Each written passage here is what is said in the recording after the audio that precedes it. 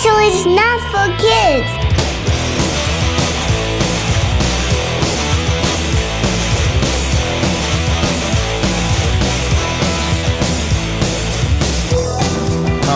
We got some housekeeping to do. Hold on, let me get into my maid outfit first. Oh, Jesus Christ. This is how you're starting it? Okay, I'm ready. Okay. We did a Wait, really heavy investigation. I forgot the cat ears. Sorry, hold on. I'll wait. Okay. We did a heavy investigation, and we found the designer after much digging. We made a mistake last week. Last week I said Monopoly Deal. We didn't know who designed it. That is Board Game Geek's fault, technically. I take no blame in this. They, for whatever reason, have two listings for Monopoly Deal. They have Monopoly Deal and Monopoly Deal Card Game. Well, who is to blame, really, at the end of the day? Is it Board Game Geek for classifying it as two?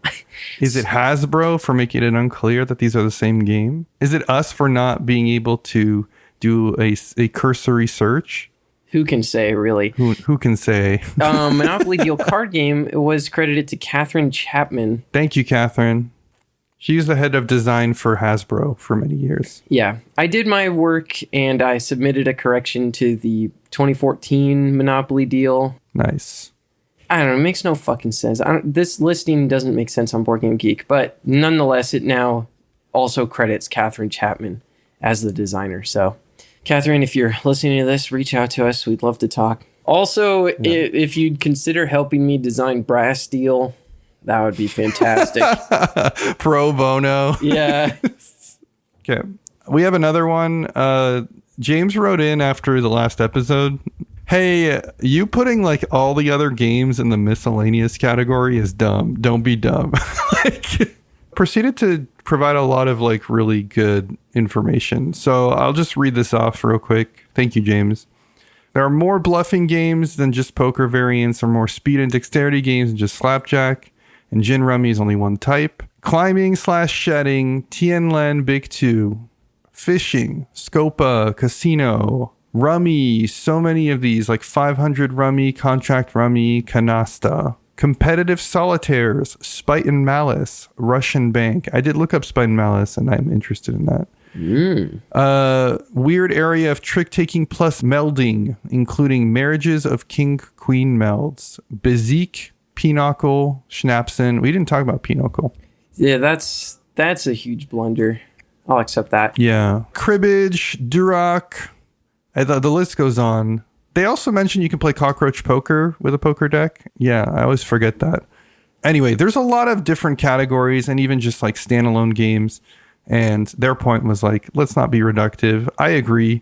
Tom, you've been on a streak lately where like we'll be in the meat and potatoes and I'm blaming you, by the way. Yeah. But yeah, we'll be in the meat and potatoes and you go like, basically there are two categories of burnout. There's like fire burnout and there's piss burnout. And that's like everything can be put into those two categories. Maybe we should move away from that. Well, I don't know, Kenny, because have you ever heard this saying that there are two types of people in this world? There are those who people that categorize everything into two types of things and people who don't, you know? And yeah, I'm the kind that categorizes everything into two types of things. I think it can be helpful as an exercise in trying to extrapolate like arbitrary distinctions, right? The good example is the Magic the Gathering thing, which is like evasion versus kicker. Because it's like, oh, I can see what you're saying, you know, and obviously there are nuances and you can look into it, but sometimes the distinctions can be arbitrary. When it's trying to like sort things into groupings, it starts to lose its value when you're like, oh, they can all fall into these, especially when you have a miscellaneous category. So that was my self-reflection. I'm like, okay. I mean, I think the fact is that last week's episode was one that tasked me with research, which I did none of. That's the bigger thing, That's really what's going on, is that I need to figure out how I'm going to find the spare time to dedicate to actually bringing knowledge to this podcast and not just deranged takes. So... Either we need to have a shift in our responsibilities, or I need to actually become responsible. One of those has to happen. I mean, I'm okay with you coming in and being the hype machine, and continue to do the research, but I need to know ahead of time, I guess. Right. We'll do better next time. Thus begins our 1,000 episodes of shame. Hell yeah. Welcome to Shelf Stable, a podcast celebrating board games that have stood the test of time. I'm your host, Kenny Katayama. Now I'm the other host, Tom Bowers. Today, the feature topic is Burnout. And no, I'm not talking about the video game series. Yeah. But before that, we'll talk a little bit about just stuff we've been playing recently. Tom, I got to play Great Western Trail from 2016, designed by Alexander Pfister and originally put out by eggertspiele. Great Western Trail, the least problematic game of all time, I think. It's not the worst, but yeah, it's definitely not great. I'm gonna say that. Great Western Trail, it's kind of impressive how much we've talked about this, but not actually talked about it in the games we played. I was shocked when you told me that we have not told anyone that we've actually played this. Let's recap. Extremely ugly looking game. Trisha, I spent like an hour on your upper lip vibes, but then they did a second edition. Originally, a lot of really questionable things, and also like historically not easy to understand things.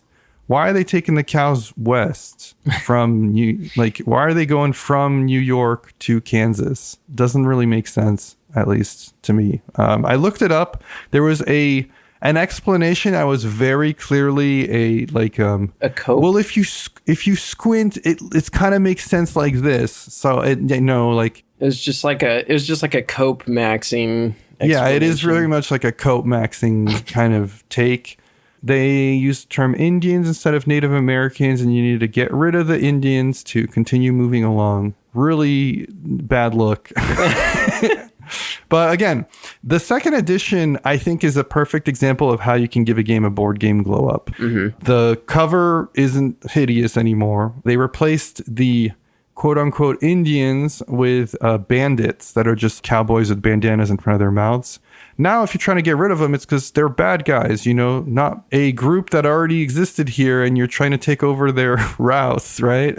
And then they also added diversity, right? Not only was there more diversity in that time period than is represented oftentimes, but also more than historicity. I think it's important for people to be like, I'm a girl, or I want to play as a girl. Let's have some girls in the game and not just a bunch of old white men. So yeah, you can still just have a female character in your board game, by the way. As a side note, I think that whole argument of like, whoa, it didn't happen in that time. It's just so funny because it's like, I don't have to respect your, you wanting to be seen in a game because it's not historically accurate. Also, could we have more like goblins? I know there were no goblins at the time. And can we have maybe like trolls, but the trolls aren't like typical Tolkien trolls? Yeah. Can we have them have a different color and their like powers are more like magic based? It's like, what the fuck are you talking about? Like, there's such a weird arbitrary I might be straw manning. I'm gonna recognize that here. You're doing like your best Northern Lion impression right now. I guess I am. Yeah, I don't know. It's bleeding into me. I might be conflating two different human beings, right? There's the one that complains about historicity and the one that wants trolls in their game. Mm-hmm. But there are definitely cases of that being the same human. So maybe I am over exaggerating the representation of that individual, but it just kind of floors me when people get upset. And that indicates to me that that's not the actual reason. The historicity is not the actual reason that they're complaining. Right. They're complaining because there's a cognitive dissonance going on for them. I want to invent a guy right now. So I want a guy who he gets upset when there's historical inaccuracy, and it's to the point where he's talking about the details of the bolts used on the ships in the set design or whatever. He's just they wouldn't have had bolts like that. They don't have Phillips head screwdrivers in the 1600s or something. But then when Star Wars or some like high fantasy thing, like, you know, turns someone into like a person of color in a remake, he's like, yes, let's go. It's about time. Oh, like they're like extremely you know what I mean? consistent. Yeah, exactly. The historicity like bugs the crap out of him. And then at the same time, like diversity in science fiction and fantasy, he's like, yes, like, you know, it's like both of them. Yeah. I mean, I'm sure there are folks like that, and like more power to them. That's the kind of nerd that I want in our culture. Sure. Yeah. Great Western Trail itself it's kind of a hard game to describe until you play it, and then you play it and you're like, oh, all of this makes sense. You're wrangling up cows and bringing them along this trail to sell them in Kansas City. As Mark and Michael Walker love to say on Swag, the real plot is that you are taking the cows to the alien overlords for them to be shipped up into the UFO. I kind of like that theme a lot more because at least it's making an effort to be interesting. Am I being too hard? Maybe a little bit. You sound like you hate this game. I love this game. Okay. Not to like Let's bury get that out of the lead, way. but like I really enjoy this game. Anyway, you are moving along this trail in what is secretly a rondel. As you get to one end, you go back to the other end. So that's why I'm calling it that. And every time you land on a spot, you get to do what's on the spot. So far, so good. Very straightforward. The stuff you get to do branches out into all kinds of different routes. You can focus on ranching and then go and try to collect different cows. And the more diversity and upgradability you have for your cows, the better your payouts are going to be when you get to Kansas.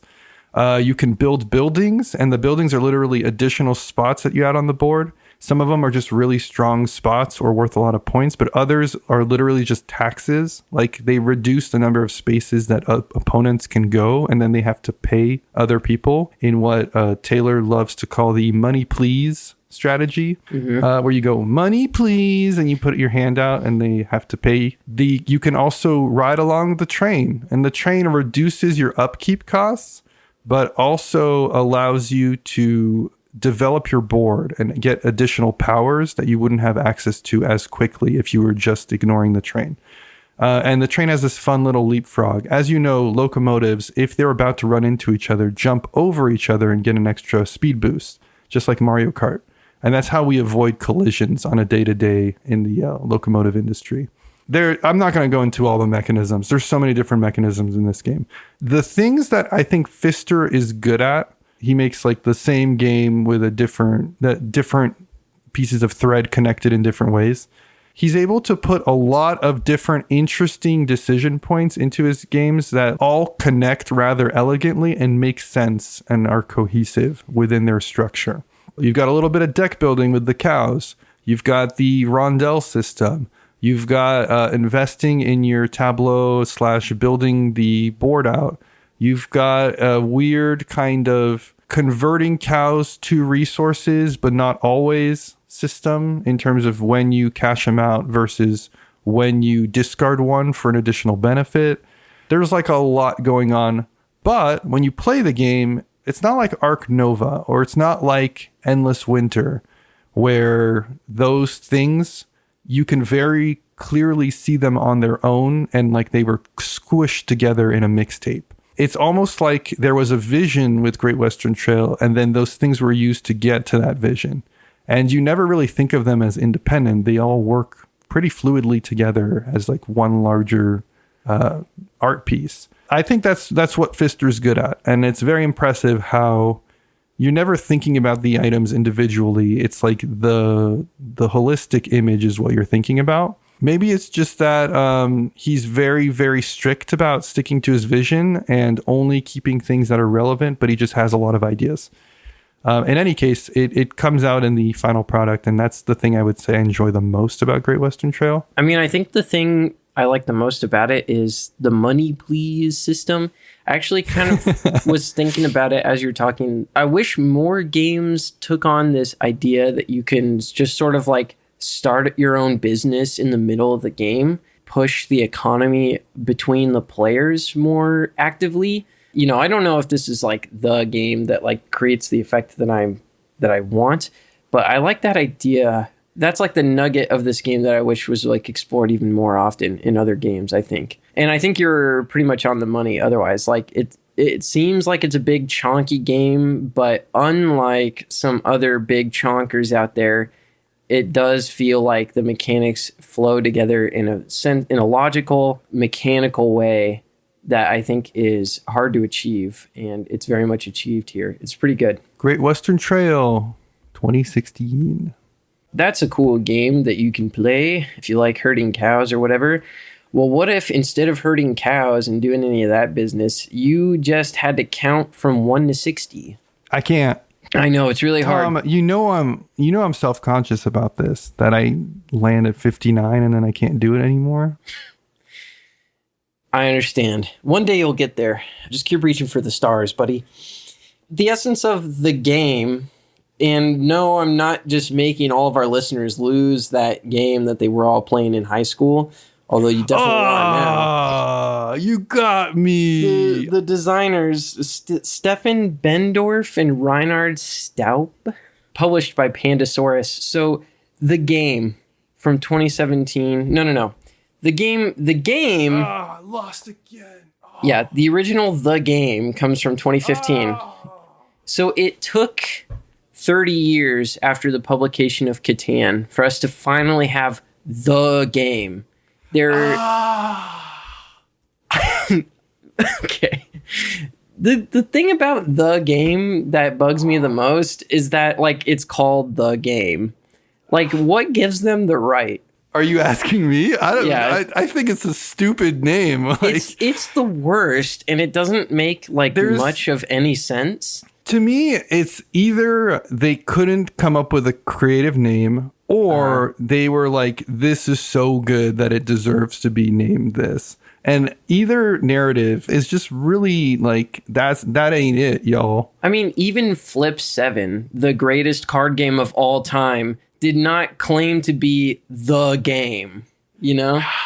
I like the game. Right. But even liking it, I'm just like, come up with a better name, you know? Call it the name at least. It pisses me off, and it makes everything a lot worse because now we have the gang with a G. And in English, as you can hear, it's very fucking hard to enunciate both and make people recognize. Like, it's like the Avatar, The Last Airbender, Avatar James Cameron movie. I can't just say Avatar anymore. I have to throw in like 3 sentences of writers to tell people like what I'm actually talking about. You know what I mean? Yeah, you're like, which Avatar? You're like, Avatar based on the novel Push by Sapphire, you know? Yeah, exactly.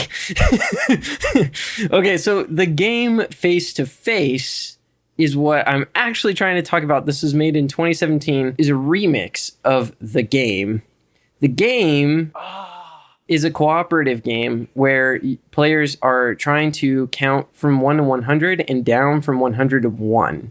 But there's like one trick. You cannot go backwards unless you can go backwards by exactly 10. So it's an interesting kind of like, it's almost like, it feels like Solitaire, like the actual 52 card deck game Solitaire. You have to get a little bit lucky, but like there's heuristics, you know, that can allow you to manage to win slightly more often, or like I don't know if they've proven like every game of Solitaire is winnable or not, but like they're not. Klondike is not always winnable. Interesting, yeah, and that makes sense. And that's kind of how the original The Game feels, where it's like it's not always winnable, but you think you can win most of the time, and it's about like non-communication, cooperation with the other players to get to the end. In The Game Face to Face, they were like, well, what if we found a way to make people fight each other instead of work together, but also you're kind of working together?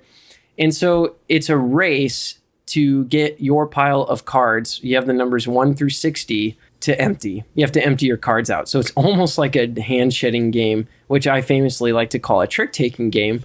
It's interesting because you can play to 2 different piles, one that counts up and one that counts down, just like in The Game, but both players have access to that. But then on top of that, you can throw a card in your opponent's pile that reverses the rule, like it helps them out by sending them backwards, right? So if they're trying to count from 60 to 1 and they put a 49 on their pile, they can only play lower cards.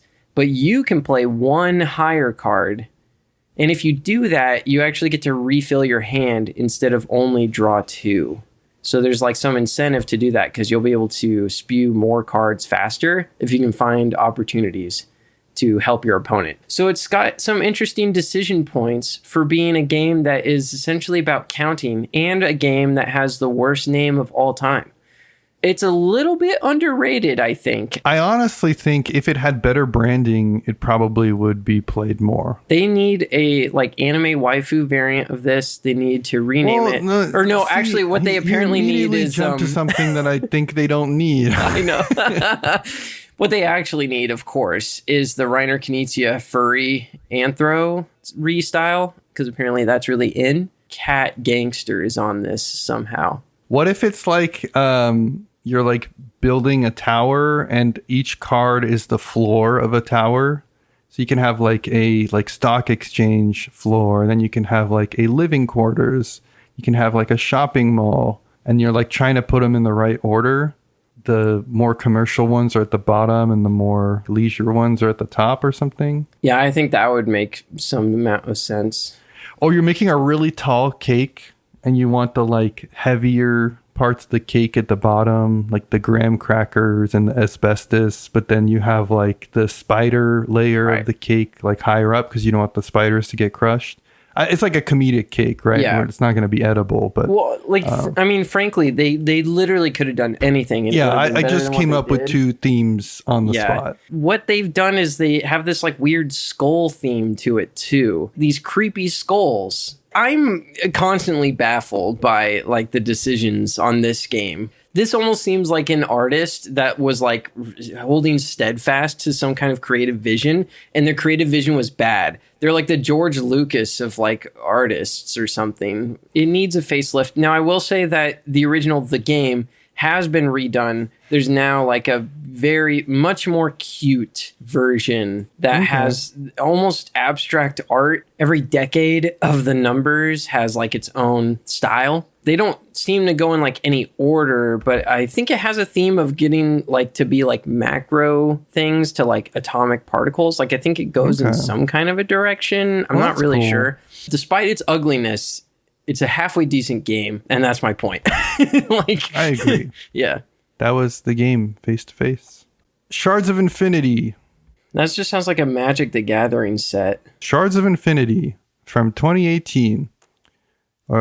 This is designed by Gary Arant and Justin Gary. Stoneblade Entertainment. This is the latest Magic the Gathering set. Just kidding. It's a deck building game, very, very similar to Ascension. And when I say very similar, like there's literally 4 colors in the game, and the 4 colors work the same as the 4 colors in Ascension. I believe it's the same designers. Yeah, it is. I was just going to say Gary It's the same publishing. Yeah, it's the same publishing house. So Shards of Infinity is kind of a spiritual successor to Ascension. The creators of Ascension took the concepts of Star Realms and brought them back to Ascension to make Shards of Infinity. It looks like something between Dead Space, Halo, and Destiny. It's like if Ascension was Destiny rethemed. Yeah, exactly. Instead of trying to get the most victory points, you're trying to kill your opponents via damage, kind of like Star Realms. The reason I wanted to talk about Shards of Infinity is because, and I've been playing this a lot recently just on the tablet, I'm simultaneously annoyed by this game's design as well as impressed by this game's design.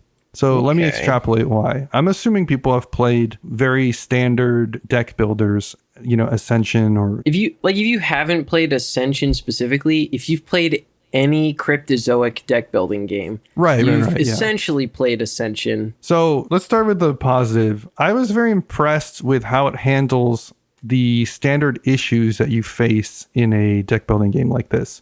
So for starters, sometimes you really don't want to buy anything in the middle, but you don't really have a good way to invest your value. Shards not only gives you a lot of options via the cards to do this, but you also have a default way to transfer at least some of your remaining dollars, not into just a point, because the point is really like, it's kind of a consolation in a lot of games. Instead, it progresses your overall presence, I think is the name of the value. And this is a third resource that is static. You're basically just building it up. It's almost like XP, or it's like your level. And it's going to make cards better in the game later on. A lot of cards say when your presence is at least at 10, you do something even cooler. So that goes in two ways, right? One is it's a more substantial way to dump remaining or unused money. But the second benefit is it makes the game accelerate. And not only do you feel more powerful, it continues to be exciting, but the game ends faster. So that's the first plus that I really like about how it addresses kind of the getting sloggy, slow builds that happens sometimes in the mid to late game in some of these deck building games. Yeah, I like that mechanic a lot. I'm kind of surprised it doesn't show up more often. Yeah. The second thing that Shards of Infinity does that I really, really like, and I think all these games should do, is I want to say nearly half, maybe it's less, but a lot of the cards have a red border around them that indicates that they're a mercenary. A red border means that you can buy this card like you usually would, or when you buy it, you get to immediately trigger it, but then it gets trashed and removed from the game. And that is super good for the late game, because as you build your engine, as you're getting later on in the game, you just want to like end the thing. You don't want to keep buying cards that aren't going to do anything for you. And so not only do you have this like no brainer where like I have this extra money, I'm just going to dump it into this one-time trigger that I get to do instantly.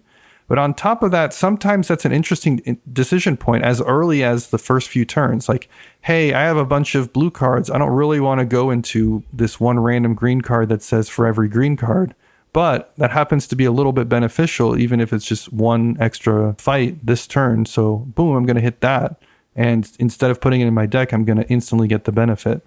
I think this should be in every one of these kinds of games because it's not hard to learn, but it's immediately like making the game a better experience. It's also allowing people to buy things to keep circulating the center board without having either no rule or a rule that's like, if nobody's bought anything, discard the rightmost card and feed the new card. Like that stuff can be a little bit too much upkeep for a game that's supposed to be quick and breezy. Right. These design points, I feel like they speak to, we were talking about this with Tom Brewster, right? They speak to that iterative design. These guys have been designing the same fucking game in a way for like decades now. And so I think it speaks to sort of like what you can learn when you keep going back to the same well, but you see, that constant improvement. It sounds like they've hit upon some like real finds mechanically. Yeah. So again, I think the decisions are really good and really solid. Here's where I'm not super hot on Shards of Infinity. Okay, here we go. This game came out in 2018, and that's it. So mechanically, nothing else is different about this game. It is literally the same as Ascension.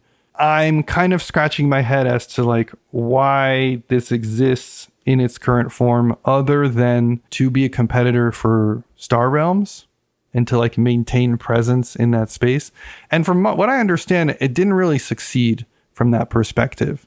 Because people talk about Star Realms, but they don't really talk about Shards of Infinity. Like I hear it come up once in a while, but it didn't really stand the test of time as much as a Star Realms did, for example. I think Star Realms is about to do like a Kickstarter for the 10th anniversary huge big box, which the irony there is like so grand. Star Realms is like a game that fits in a tiny little deck box, and all of a sudden you're coming out with this huge monolith of Star Realms. But anyway, I digress. Why measure the success of this game off of its commercial success, right? But there's something to be spoken about that, right? Like, sure.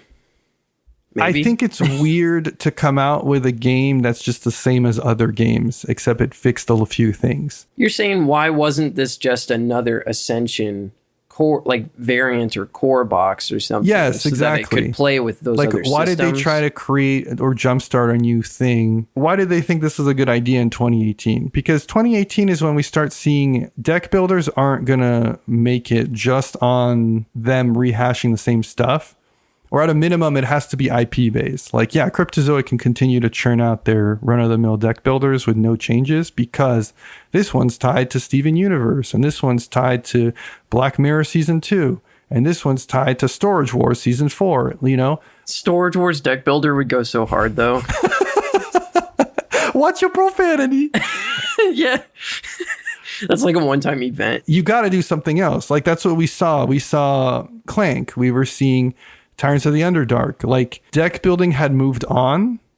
And so I'm like, it just kind of weirds me out that this came out in 2018 is what I'm saying. I don't know. To me, I feel like I'm willing to come to bat for them, which is funny because I don't actually like Ascension that much. But I do kind of respect the idea that like deck building is like your thing. You love making deck builders. You're like, I want to try something different. You know, I'm going to fucking make like a sci-fi version. I've been playing a lot of Destiny lately. I love the idea of the theme. What if we just, you know, fuck the Ascension fans, you know, fuck the fans. We're artists. Let's just make a goddamn deck builder that has combat to it, you know? And maybe they tried to make it Ascension and they just really felt like it didn't work, you know? I don't know. I couldn't tell you, but I love the mindset of like, fuck it, it's 2018, we ball. We already have so much success off the Ascension brand. Do whatever we want, right? I'm always appreciative of Outdoors just doing something a little bit different, even though this is not as zany as they maybe could have gotten.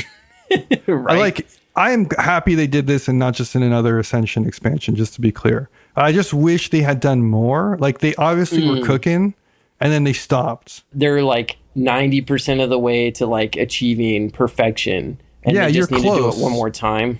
You're close. You need that extra je ne sais quoi. Gotcha. That's Shards of Infinity from 2018.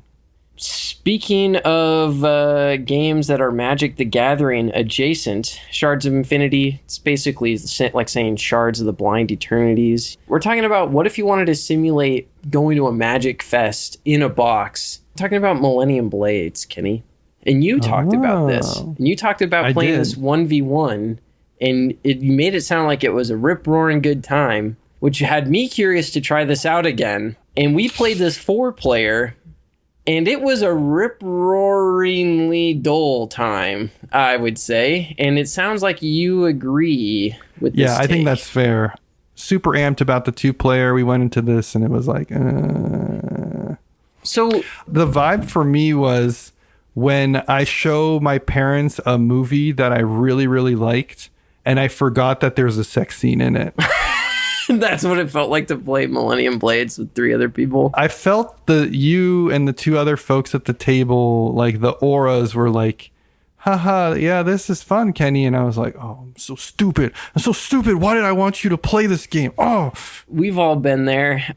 This is like giving me PTSD of the time when I went to a private school, right? I tried to show my teacher a clip from Code Geass because I thought the dialogue in Code Geass like really lined up with Plato's The Republic for some reason. Oh my god. And it does for like 0.5 seconds, and then immediately after that it's just like ass shots, and then right after the ass shots it's like a recollection that Lelouch has of his younger brother, and it looks like boys love for like 5 minutes. And I'm like, I was dying, man. I was dying. Yeah, shout out Mr. Corbin for like even allowing that to happen. I mean, it's kind of based to just let your students show anime clips in class, but also I don't recommend doing that. Tell the anime kid to do that on his own time. Holy shit, Tom. That's one for the books. Jesus. Thanks, brother. So anyway, I'm optimized to be playing a game like Millennium Blades. I feel like it's got kitschy anime Yu-Gi-Oh aesthetic. It's supposed to be a Magic the Gathering-ish experience in many ways. It's got parodies.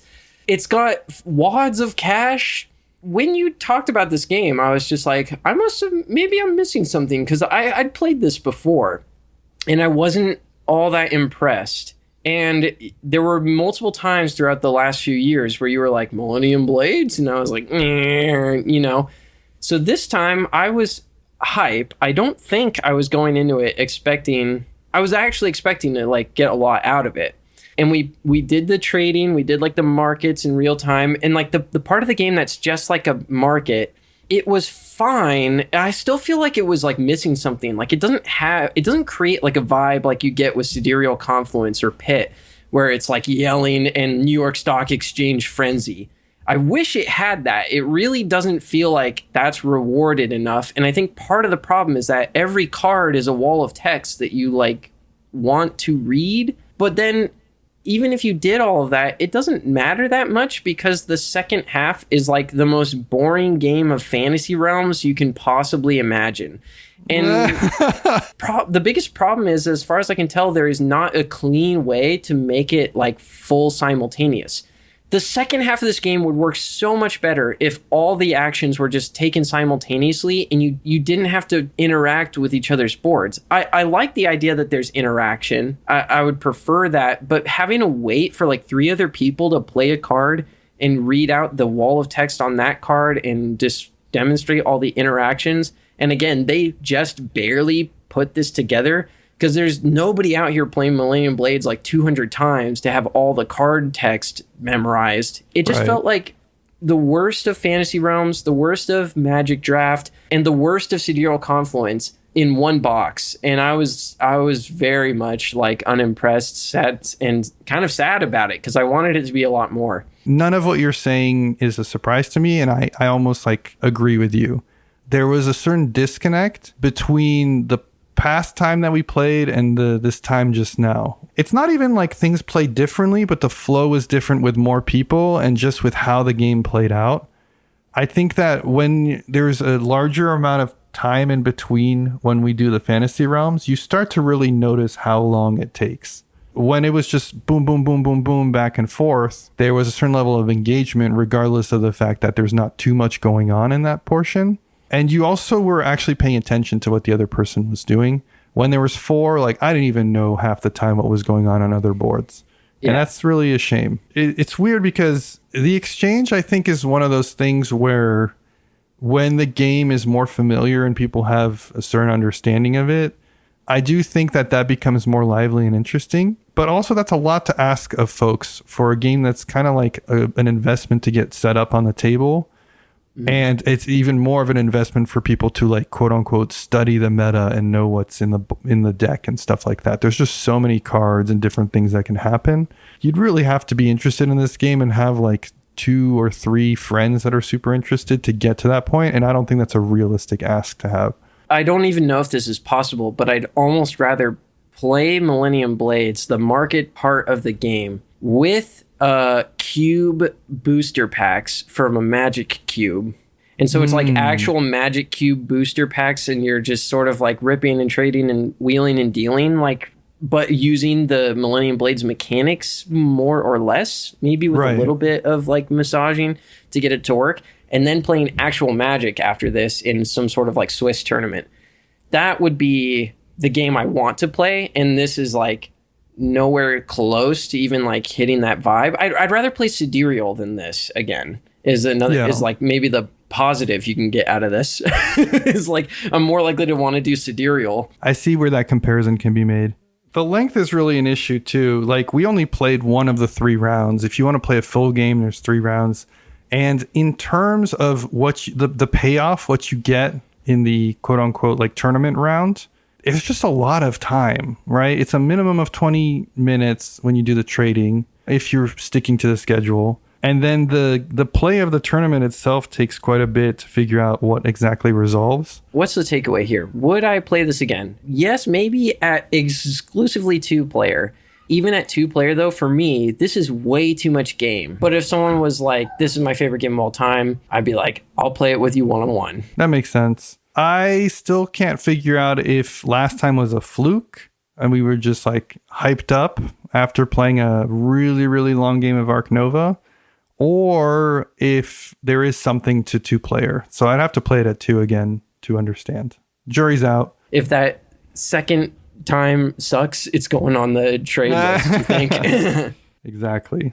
That was Millennium Blades from 2016. 100 games to play before you die.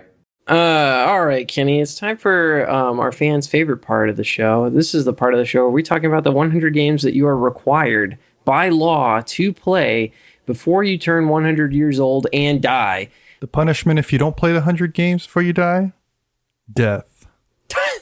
Game number 40 on this list of lists that you came up with is Modern Art from 1992 by none other than the great Dr. Reiner Knizia, published most recently by Cool Mini or Not. Kenny, why is this game on the list? This game is an auction game. This is our auction include. And I had a really tough time deciding what the ultimate auction game was. The funny thing is I didn't have a tough time with the designer because Knizia knows how to do auction games, but it was Modern Art or Raw. That was the final that we landed on, and it actually flip-flopped quite a bit. The reason it landed on Modern Art is because Modern Art has a comprehensive look at various kinds of auctions that I think is a little juicier when it comes to being introduced to this. And if you were to really ask me, I think I prefer Raw as a game to Modern Art, but I think Modern Art is like pure auction. I'm not sure that I'm convinced I know how to do Modern Art good at this point. Like, I still make some pretty bad bids here and there. But there's something very, very rewarding about when you're able to suss out the market and sell something for more than you thought it was worth and things like that. What you're doing in Modern Art is you're wheeling and dealing paintings. So you're going to have paintings in your hand, and when it's your turn, you put one out for bid. And you yourself can bid on it too, but basically you're trying to get as much money as you can for it. If others buy it, then you get the money. If you buy it, you pay the bank. And then at the end of the round, whichever artist's paintings are most present, the value for that particular artist is going to go up. And so their paintings are going to be more valuable and sell for more. So you kind of want to like not only buy paintings of valuable artists, but also push whichever artists you're going for to become even more valuable as you go. It's simultaneously a very simple and complex game. It's one of those relatively easy to teach, kind of hard to get your head around how to do well. Not even like hard to master, I would say hard to figure out how to play once you know the rules. I think it's a hoot, and I think it's a great segue into the world of auctioning games, which is a pretty big world, especially if you're looking at the like 90s. I would also say this is the game I would choose over Raw. And really, it's like you could just probably put Reiner Knizia like in this slot, the auction game slot. It's like if Reiner Knizia's name is on the box and it's not any of the games that aren't auction games that he made, I don't know. It's like all of his auction games have something going for them, I think. I do think Modern Art is like, it's great because it simultaneously embodies a standard auction game and then covers all sorts of types of auctions in one box. So it's kind of pulling double duty here, to be fair. Yeah, I think Knizia has more than auctions to offer. I think he has a lot of really excellent games, but one of the things he's known for sure, is this. So this, yeah, I would agree. This is also kind of representative of Knizia to a certain extent. So spoilers, there's going to be more Knizia coming. All right. Modern Art, we're at number 40. We're starting to enter the, I'd say the like complexity territory almost. It's starting to get there. As a reminder, the list is ordered from lowest complexity on BGG to highest. So we're starting to build into the thinky, crunchy territory for sure. Well, enough of that BS, whatever the frick we've been talking about. Some kind of Millennium Blades ass, way too long in the games we played section type ass episode here. It's time to get into the real meat and potatoes of the podcast, Kenny, the part of the show that people keep coming back week after week to listen to, and that's the main topic of this week's episode. What is this week's main topic? We're talking about Burnout. That's right. This is a hobby where you can do the funnest thing in the world, which is play a board game. But it turns out that if you play too many board games, you might get tired of playing board games. Maybe. Yeah, maybe. Well, that's the question. Have you ever gotten burnout in the hobby? I think actually what's funny about this topic is that if you look at my logged plays for this year, I'm clearly in some kind of a pit at the moment. Because we were like hitting 50, 40, 60, 50 like logged plays in the first 4 months, which I'm sure some of you out there, that doesn't sound like that much. I have 4 kids, okay? But May and June, it dropped to 20s. So clearly something happened and I'm slowing down. I would say that 50 is high. If like looking at BGG tracking of other folks and just people that I talk to, even for folks that play board games, I think 50 in a month is quite a bit. Yeah, I was going crazy with it for a minute, for sure. I'm not convinced that the recorded plays is necessarily an indication. The other thing that we noted is like you have played more like games we can't talk about on the cast because it's illegal, because they're within the last 5 years. Right. And you would get sent to shelf-stable jail, which like, that's not that you haven't been playing games. It's just that you've been playing newer games, which is like, that's totally fine too. And I've been playing a lot of the same games, something that you famously don't do. Yeah. Played that. Yeah. Next. But you say you have been experiencing some of that burnout. Do you know like what it is due to? Is it like you're feeling like you don't want to play games? You're like, oh, it's not something I want to do right now? Or is it just you have too much stuff going on? Or no, it's funny actually. I don't think I'm feeling it per se. I feel like I want to play brass another 70 times. I have definitely hit points before where I'm just like, it's time for a game night, and I like show up to the game night and I'm like, why am I here? I'd almost rather be like playing video game, or something. Okay. Or like I'm happy to like be interacting, hanging out with people. This is what happens, right? It's like we hit a point where everyone shows up to the game night, we play like a game, and then everyone just starts yapping after that, and you're sitting in the corner like seething, like just like, yeah. I mean, I haven't experienced that with board games, fortunately. I have experienced that with other hobbies or other aspects of my life. I really enjoy my current job, but like in a previous role, I definitely had moments where I was coming to work and I'm like, why am I even doing this for a living? Like, yeah. Or I used to be really into Lego for a period, and it's not that I dislike Lego now, but like I'm not chomping at the bit, I'm not like, looking up Lego videos on YouTube and like trying to get a new set or something. If anything, a lot of my Lego experience has translated to just spending time with my daughter, and she's the one who kind of directs things when it comes to Lego. Sounds wholesome. Fortunately, I haven't had that with board games, and I've been trying in preparation for this topic to understand for myself why it is that I haven't experienced that, so that maybe that can be an insight into how to avoid feeling that way about burnout in general. What do you do to recover from burnout? There are ways to come back into it. There's also maybe a perceived burnout that can actually be rooted in something else. If we look at the work example, for example, the burnout there wasn't because I was doing too much of the same thing, but because I was dissatisfied with certain things in my work. And if you had removed those dissatisfactions, the burnout immediately goes away. So for board games, you have to ask yourself, is it me playing games too much, just as a whole, and feeling like I'm jaded or something? Or is it, I have a person that I do not want to play games with, but I know that when I go to game night, they're going to be one of the 4 people I play with. And even though I'm not willing to be honest with myself, that is part of the reason that I'm hating this experience. Another one is like feeling like the responsibility is on you. There's this thing like, especially if you're the kind of person that's like emphatic about or passionate about something, you can hit a critical point where you were the one bringing all the games to game night. You were the one reading up and learning all the rules, and you're the one teaching them. And one day you wake up and you're like, I don't want to do this shit all the time. Sometimes I just want to sit down and play. Yeah. If you just send a message ahead of time like, hey, I'm still down for game night, but I had a really rough week. Is there any chance that somebody could just ride on this? Even if it's as crazy as like, hey, I bought a game and I really want to play it, but I don't want to learn it and I don't want to set it up. You can guarantee that like someone in the group is going to be like, hell yeah, I'm going to help you out. Like you do so much for us. Like if you're the kind of person that's usually the pusher and you just like, that's the thing that's getting to you, just ask for help. I think that's a big part of it. Right. So the corollary to this is don't set unreasonable expectations for yourself. For example, I have this friend that's like, I'm going to play 100 games of brass for the year. And then they get halfway through the year and they're like, actually, let's do 25, but we're not going to include for some reason the ones that happened before that, even though it's only 5, because I want to make it extra hard on myself.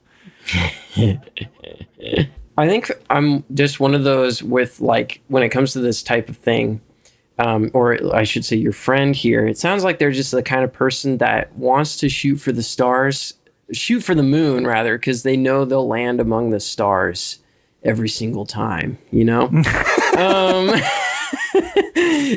It's more like to get exactly what you're talking about. You're talking about how I set this unreasonable target with brass for myself for the year. What I can own up to is not actually establishing a plan to get there. But I don't think that the goal was the problem. It was the lack of a plan in this case. I mean, I agree that the plan is part of it too, but I do think the goal is fundamentally a problem. And I was listening back to the episode, and later on in the conversation, you're like, whatever, I don't even have to do this one because I could have other avenues to finish the bingo card. So like, if I don't do this one, I'm not going to cry. That's not a good approach to a resolution, in my opinion. Again, this is my opinion. If you have a goal, not even just a resolution, but if you have a goal, you should aim to make it attainable. I think it's much more healthy in general to have a goal that you know you can do and maybe it was too easy and then ramp it up in the future versus have a goal that's impossible to do and hope that by some miracle you're going to be able to finish it. See, it's curious because I feel like I'd rather like overcommit and fall short somehow, but I don't know why. That's not necessarily... Like, I think I agree with you. Like, on paper, it sounds better to underpromise and overdeliver, right? People are always saying this in business. Right. I'm the opposite. Overpromise, underdeliver every time. That's just how I live my life. No, but I guess, so my question to you is why?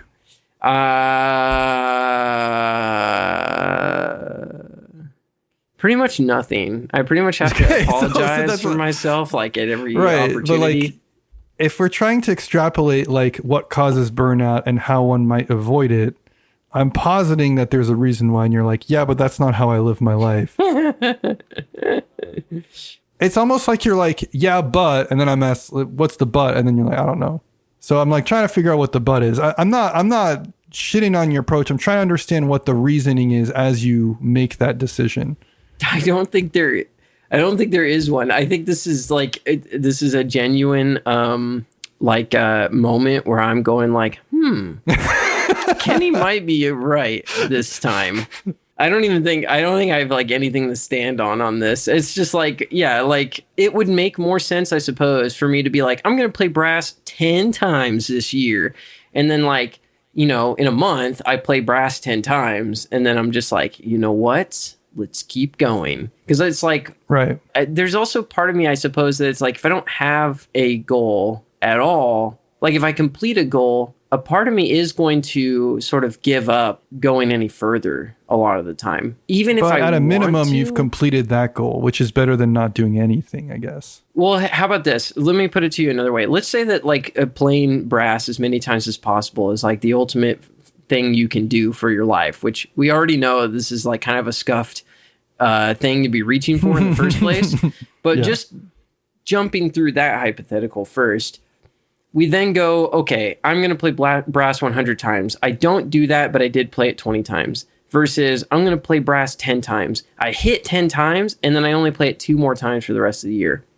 Wouldn't it have been better to have played brass the 20 times and fallen short of my goal in this scenario where like playing brass as much as possible is the true achievement? Yes, but that's a hypothetical scenario where your unreasonable goal motivates you enough to get to the 25 games or 20 games. I forget what you said. Yeah. And I think a more likely is you're like, oh, I see this huge mountain that is 100. I'm going to play the game 2 times. And it was just because I wanted to play, not even to try to do the goal. It's kind of a carrot stick metaphor, right? Like if your carrot is too far out, there's no movement. Whereas if it's close enough, it gets you in the right direction. If it's too close, and if your stick is too tickly, if it's too close, you won't be afraid of it. Sorry, I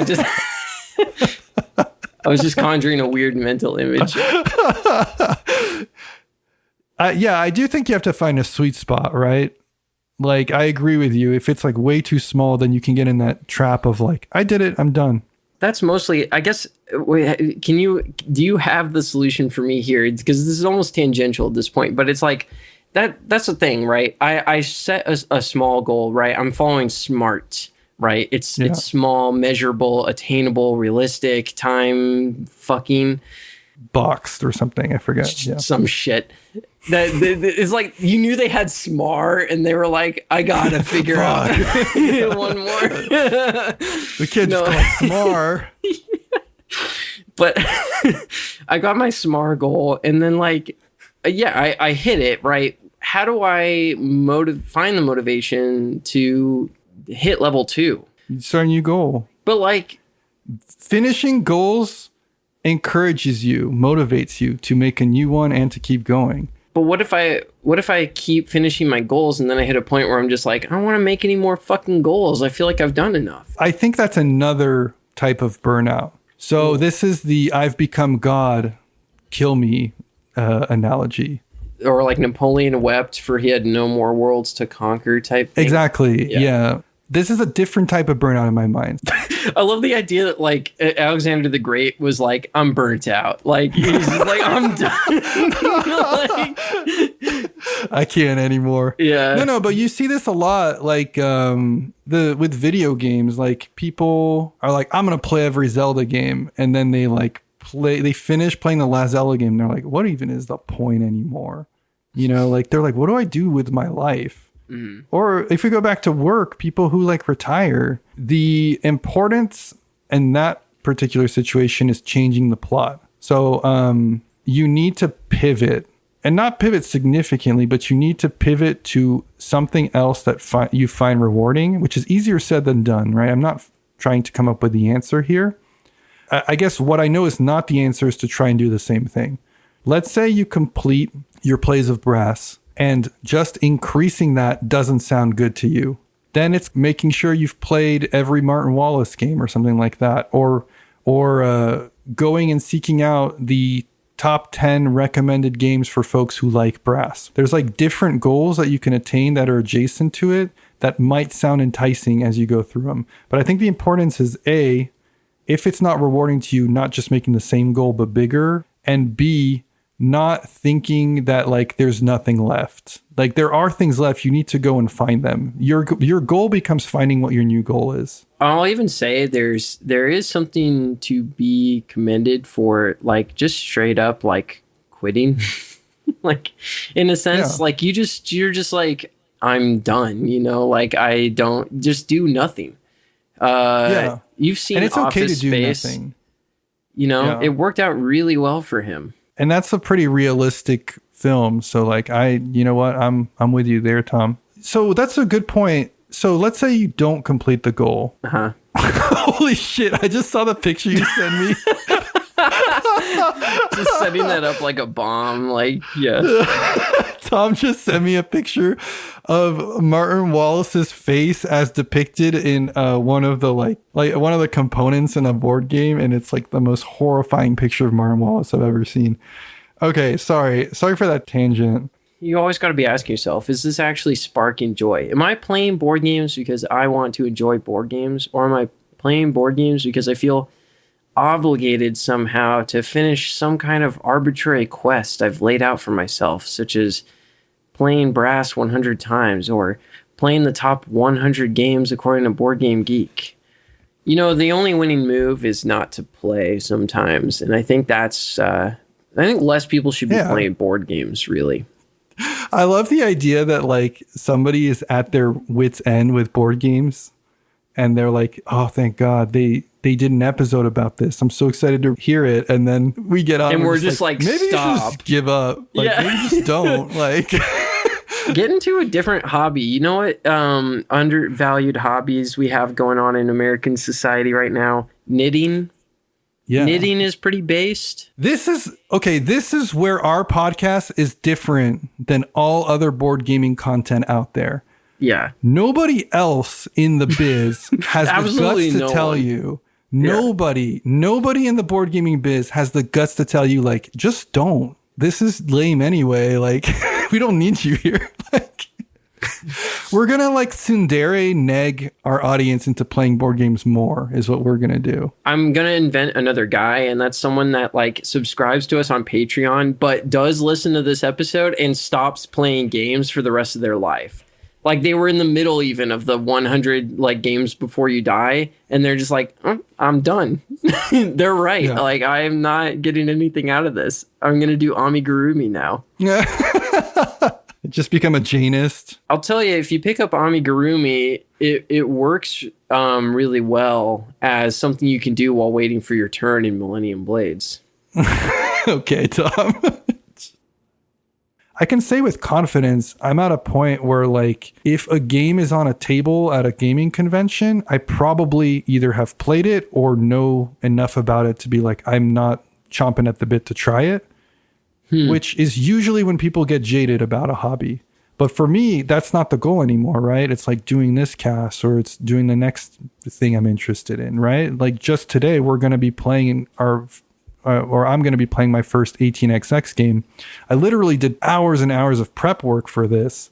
I'm super amped about it because it's just something I haven't had a chance. There's never just been a moment where I'm feeling like there's nothing left to do, despite the things I want to do changing over time. I see. Do you think by the time we finish the 100 games before you die, that episode, you'll be like, and we're done? And we're done. Thanks so much for listening to the podcast. We're not going to do it anymore. Goodbye.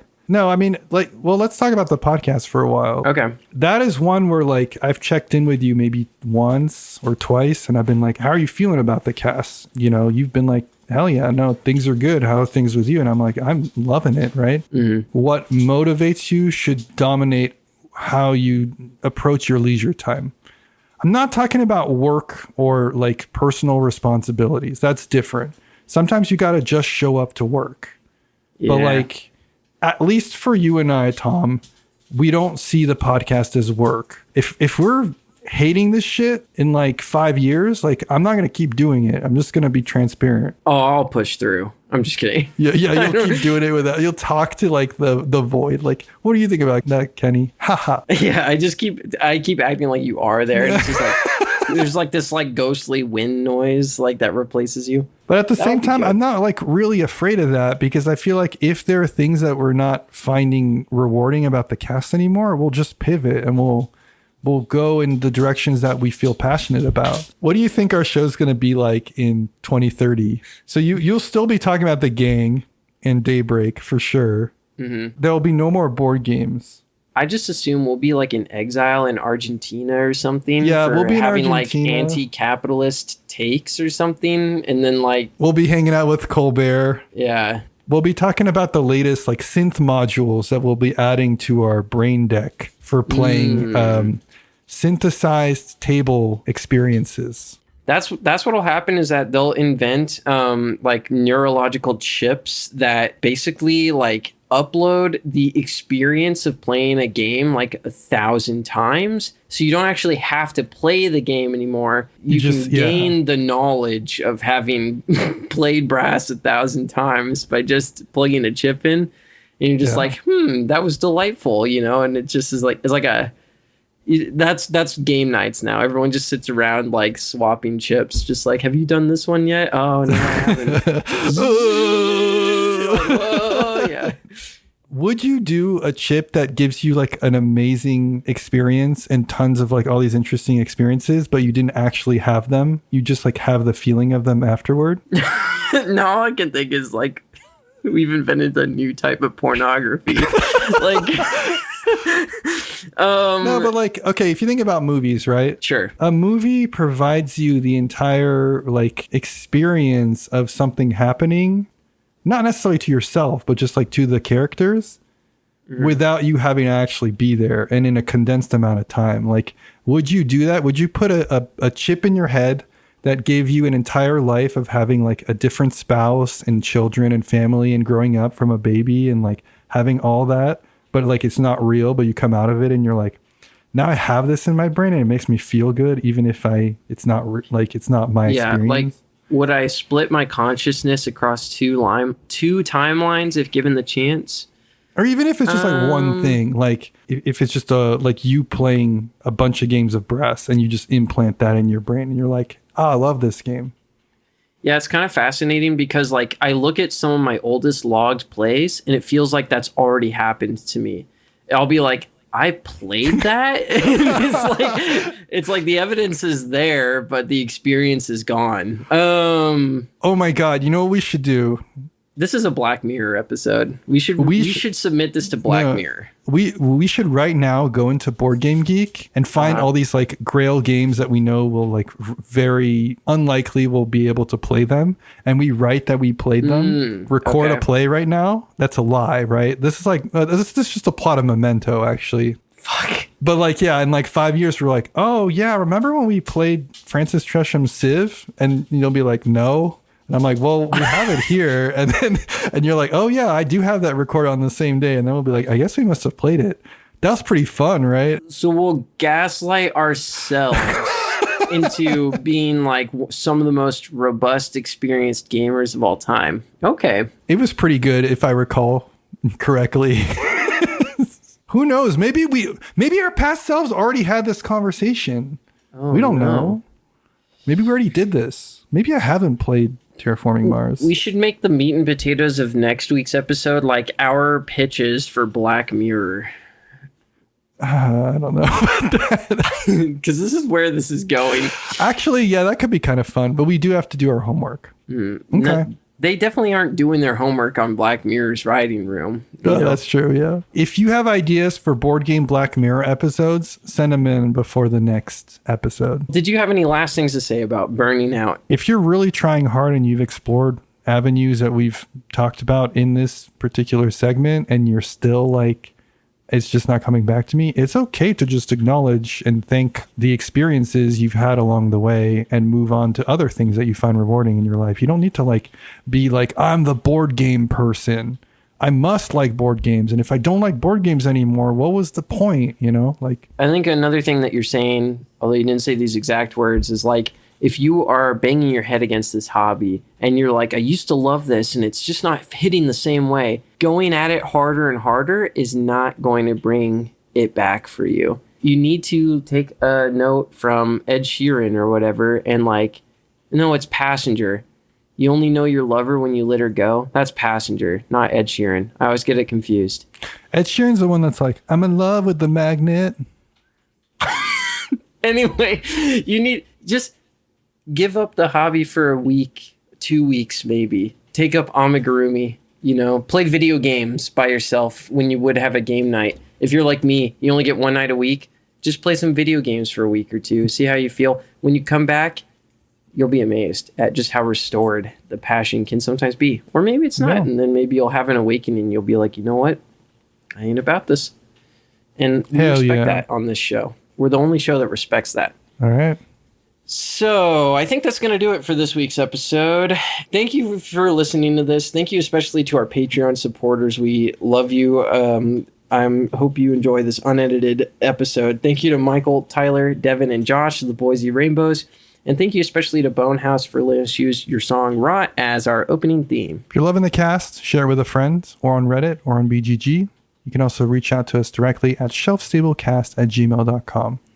All of this and more available in the show notes. Tom, we doing it? Black Mirror? Yeah. I think next week, Black Mirror, if it was about board games, what would the episodes be? We're going to go in a whole different kind of direction with this one. We're going to try something out. Hell yeah. See, we're pivoting. We're avoiding burnout. There it is. Yeah. This is a burnout dodge. Lateral move.